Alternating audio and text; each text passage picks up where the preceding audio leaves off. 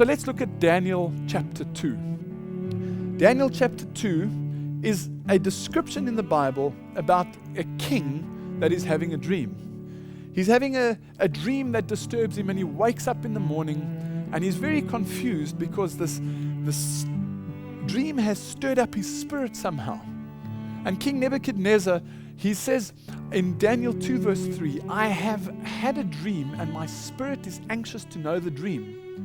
Now the Chaldeans and the soothsayers and all the wise men of his kingdom come to him and say, O king, live forever.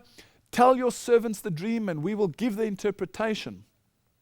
King Nebuchadnezzar, however, says, my decision is firm.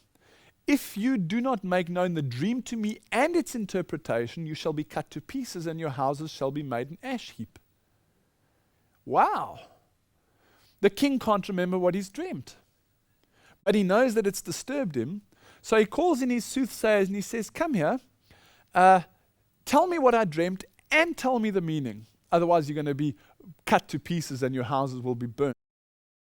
However, he says in Daniel 2 verse 6, if you tell me the dream and its interpretation, you shall receive gifts from me, rewards and great honor.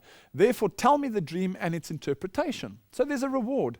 Daniel 2 verse 10 says, the Chaldeans answered and said, King, there is not a man on earth who can tell the king's matter. Therefore, no king, lord, or ruler has ever asked such a thing of any magician, astrologer, or Chaldean. There is no other who can tell it to the king except the gods whose dwelling is not with flesh. I agree with them. You see, if you exist inside the timeline, you cannot determine the dream or what it means. You have to be influenced by somebody that lives outside the timeline, that can look back into the timeline, bring that information out, and give it to you to say, right, this is what he dreamt. So you have to be associated to a God that is living outside of the timeline. So these soothsayers and these Chaldeans and all these magicians, they are dealing with gods that live inside the timeline. This is why prophecy is so important. So King Nebuchadnezzar sends out the decree, execute them, kill them all.